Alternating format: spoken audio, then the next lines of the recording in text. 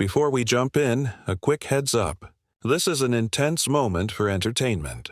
What happens when a man, who has spent his entire career dodging shadows of his past, finds himself face to face with those shadows under the unforgiving glare of live TV?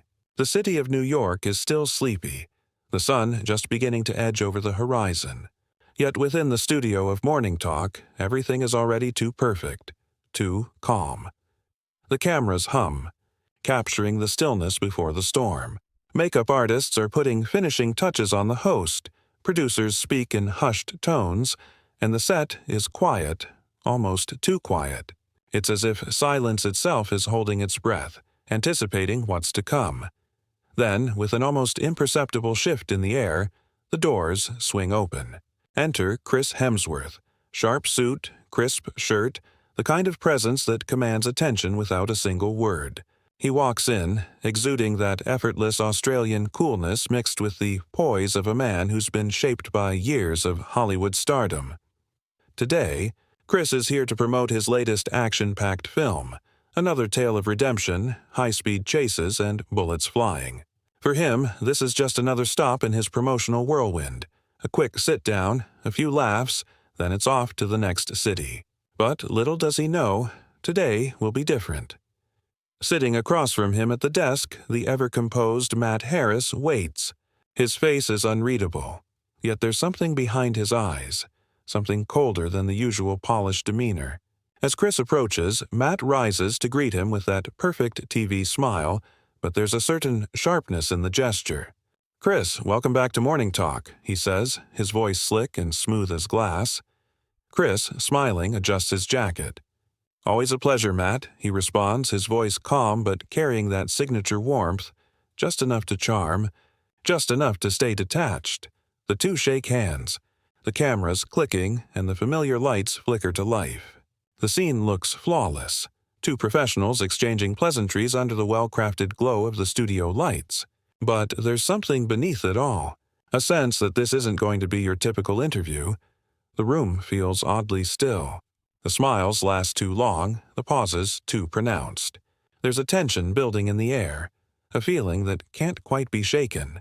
Chris, ever aware of his surroundings, senses it almost immediately. Something's off.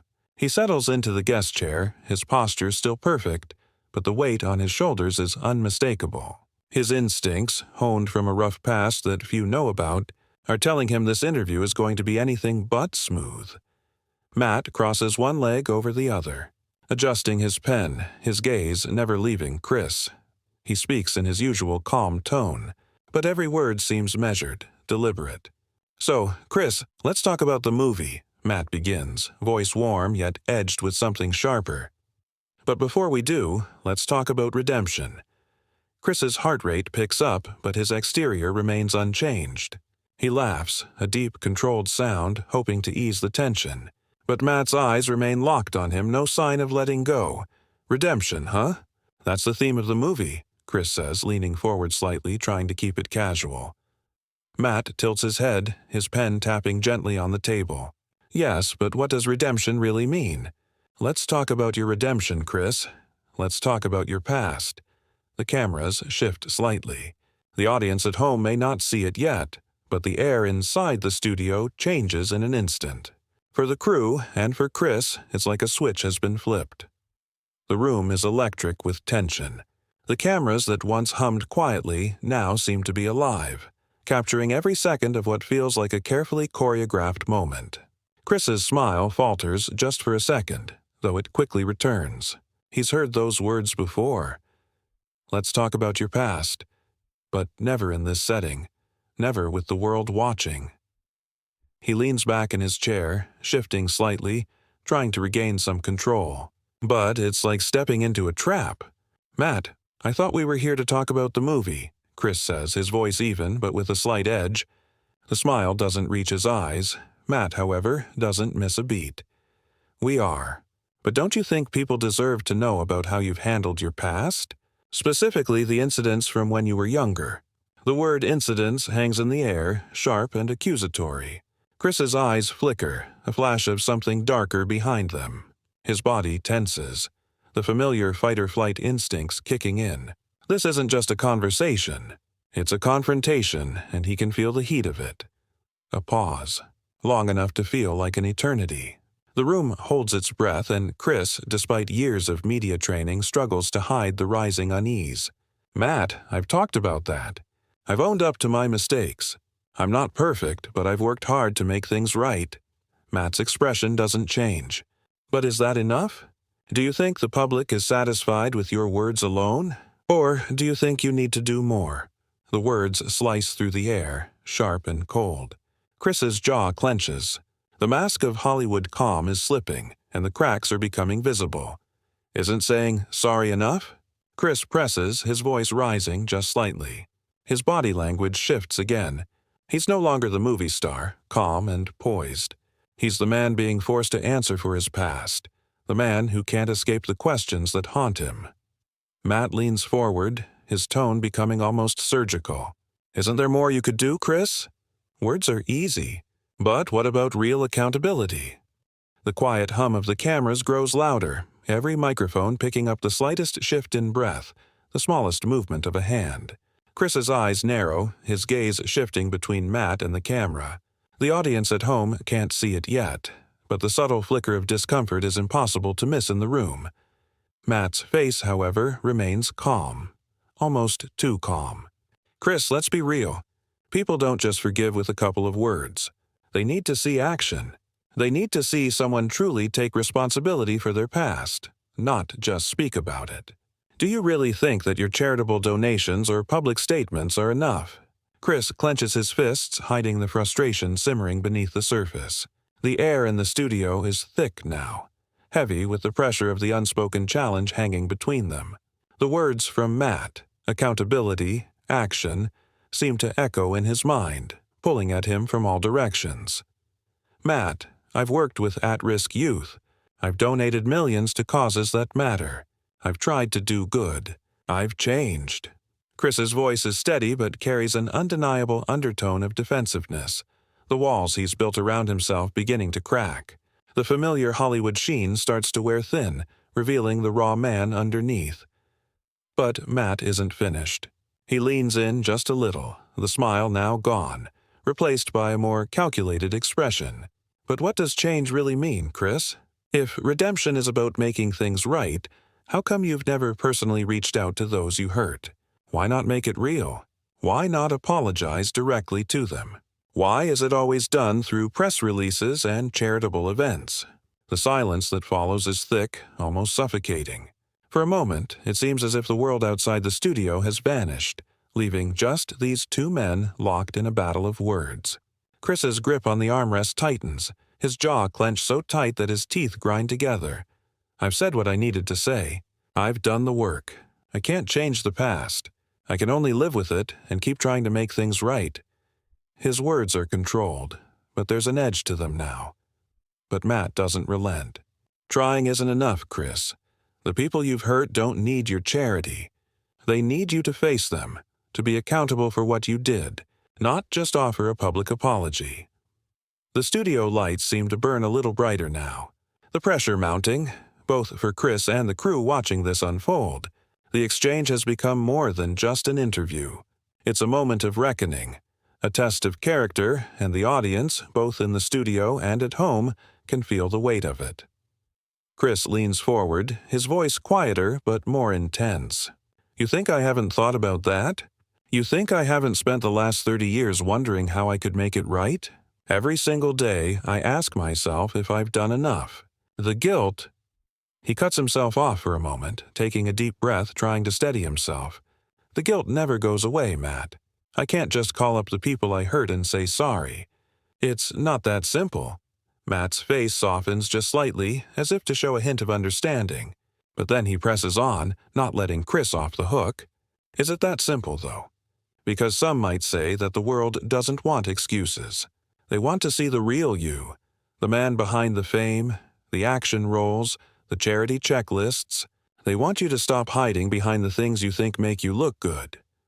Chris looks at Matt now, his breath steady but his eyes narrowing. I'm not hiding. I'm not trying to avoid responsibility.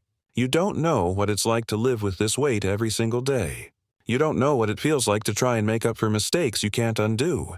The cameras zoom in, catching every flicker of emotion crossing Chris's face. His usual calm demeanor has faded, replaced by something raw. His body language, once cool and collected, now seems to shout in frustration. The tension in the room is palpable, and for a split second it seems as if Chris might break down entirely. But instead, he just sits there, fists clenched, breathing deeply, trying to regain control. "People don't understand, Matt," he continues, his voice softer now. "I can't fix what happened. I can't erase the past. But I've spent every day since trying to be someone different, someone better." The silence between them now feels like a confrontation in itself, each second hanging heavier than the last. The lights are hot, the air thick with unspoken words. Matt's expression is unreadable as he watches Chris, no longer just a host interviewing a celebrity, but a man who is now questioning everything he thought he knew. "Is that what this is, Chris? Is this about redemption for you, or is it about protecting your image?" Matt's voice is sharp now, the mask of polite television professionalism slipping, replaced by something colder, more calculating. Chris's eyes flash with something dangerous. "You think I've been hiding behind an image? You think this is just a PR stunt for me? You have no idea what it's like to live with this every day, every single second." His voice rises now, the words coming out in a rush, raw and unfiltered. The cameras shift, capturing every word, every moment of Chris's unraveling. It's no longer just an interview. It's an emotional showdown, and neither man is willing to back down. The tension crackles in the air like static before a storm. But Matt, ever the professional, leans forward again, unflinching. "If that's the case, why haven't you done more? Why haven't you gone to the people you've hurt directly and apologized?" The question lingers in the air, heavy and loaded. For a moment, it seems like Chris is about to explode, but instead, he takes a deep breath, his chest rising and falling as if trying to regain his composure. "Because the system won't let me," Chris finally says, his voice low and weary. "This industry, the public, the lawyers, they all make sure I can't. It's not just about me anymore. It's about the world I'm in." The studio falls eerily silent as the truth hangs between them. Matt leans back, his eyes narrowing with a sense of triumph. "So it's the world's fault. It's not you. You've tried to make things right, but the world's stopping you." His voice is laced with sarcasm, but there's also an air of finality to it. Chris, now visibly exhausted, exhales sharply. "It's not that simple, Matt. You don't understand the pressure, the constant judgment. You try to make amends, but the world only sees you through the lens of what you've done, not who you've become." The weight of his words lands in the room, and for a moment it seems like the air itself holds its breath. Chris stands up abruptly, the chair scraping loudly against the floor, sending a jolt through the crew. He glares at Matt, his eyes burning with frustration and something deeper, something closer to desperation. "You want to talk about justice? I've spent my whole life trying to make it right. But no matter how much I try, the world just keeps dragging me back to that same damn place." His voice cracks slightly, the anger giving way to the exhaustion he's carried for so long. Matt stands too, the two men facing off across the desk, the tension between them thick enough to cut with a knife. "Then prove it," Matt says, his voice steady but sharp. "Prove that you've really changed. Show us that you're more than just a man trying to escape his past." For the first time, Chris's anger falters. He stares at Matt, his eyes burning with something that looks like a mix of sorrow and resignation. "Maybe you're right. Maybe I've never really changed." As Chris walks off the set, the tension slowly dissipates, but the weight of what has just happened lingers. The cameras continue rolling, capturing the moment when a star's carefully constructed image cracks under the weight of his past. And while the world watches, a question remains unanswered. Who was really on trial that day? The room is still as a tomb. Chris's footsteps echo through the studio, his departure marking the end of the interview. But the energy doesn't dissipate. It hangs there, heavy in the air, like the residue of a storm that has just passed. The crew, for a brief moment, is frozen, unsure whether to exhale or hold their breath. The cameras, still rolling, capture the lingering silence. A silence that feels like a collective exhale held by every person in the room. The interview has moved beyond the normal rhythm of a publicity tour, beyond the polished world of sound bites and rehearsed answers. This has become something else entirely. For a split second, Matt remains behind the desk, his hands still gripping his pen. He doesn't move. His face is unreadable, though his eyes reveal something different. A flicker of doubt, perhaps even a moment of realization. Chris, outside the studio, walks down the hallway, his face expressionless. The city outside has fully awoken, the hum of New York's morning rush filling the space as he steps into the crowd. The sun is higher now, the harsh light of day forcing its way through the cracks in his carefully constructed facade. But for the first time, he doesn't seem to care. There is no camera to smile for, no audience to impress. He is just a man, walking among the masses, searching for something he can't quite name. Redemption? Peace? Or just an escape from the relentless cycle of judgment? Back inside the studio, Matt takes a deep breath. His composure is back.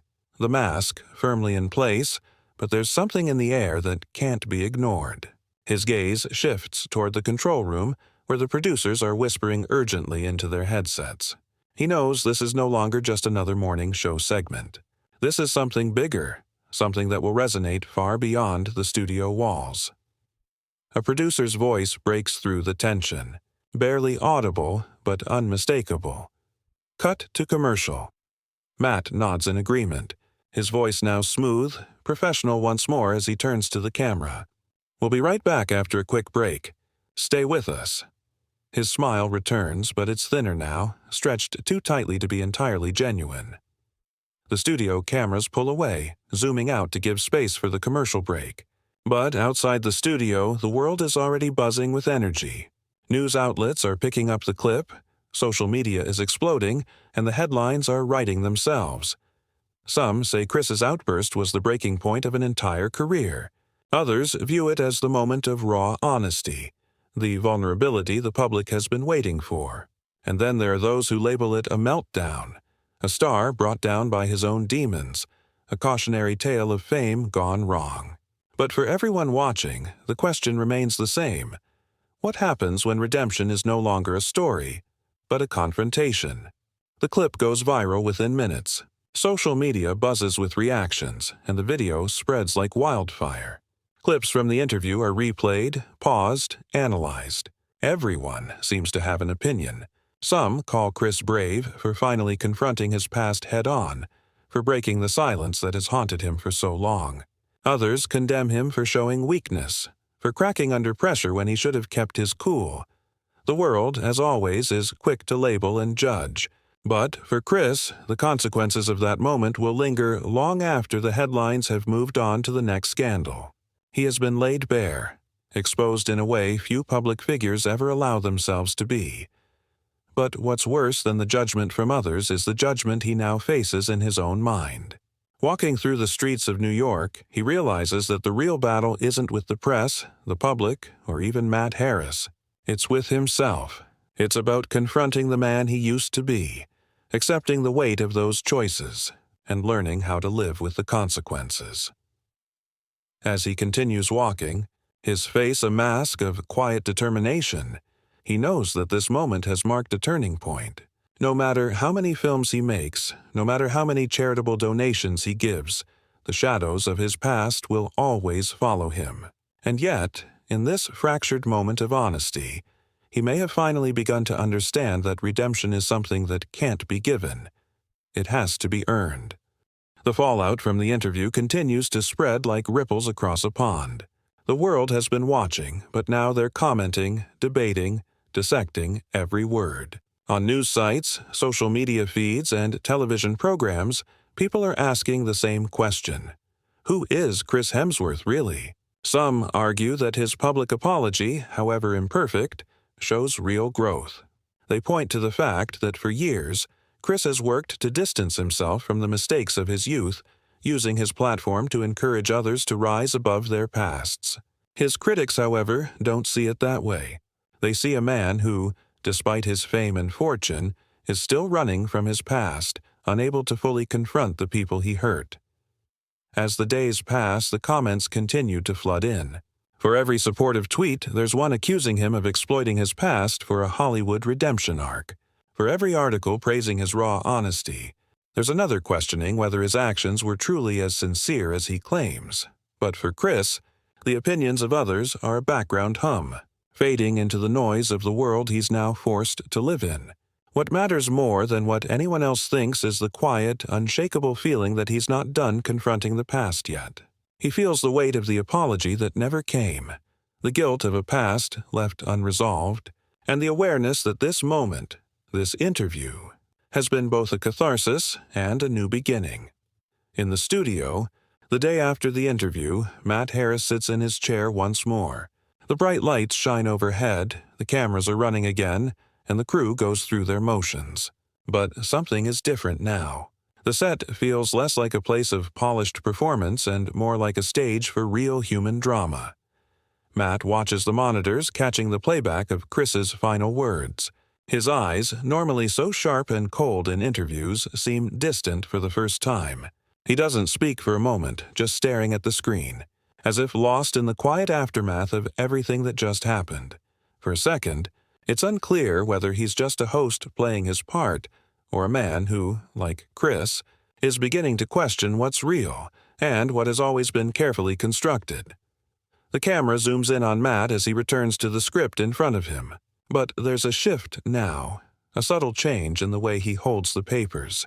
He knows that the world has seen something they weren't supposed to see, something that can never be undone. The rawness of that interview, the fire between Chris and himself, has left a scar that will linger long after the show is over. But for now, the lights are on, the cameras are rolling, and the show must go on. Back in the streets of New York, Chris's steps slow as he looks around at the bustling city.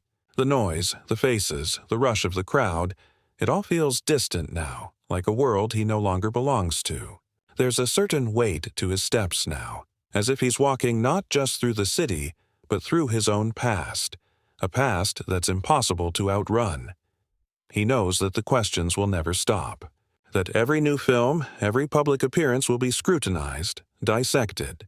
He will always be the man who once ran from his past, the man who once refused to take responsibility, but he's also the man who's spent every day since trying to make things right.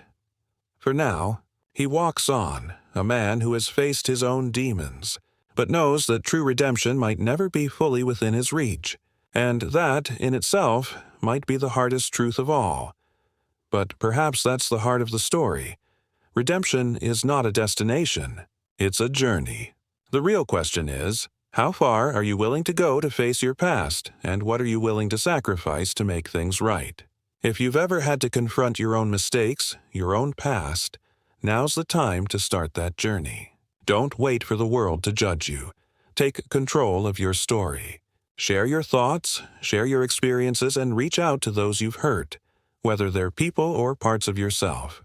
It's never too late to make a change, to take responsibility, and to begin your own path toward redemption.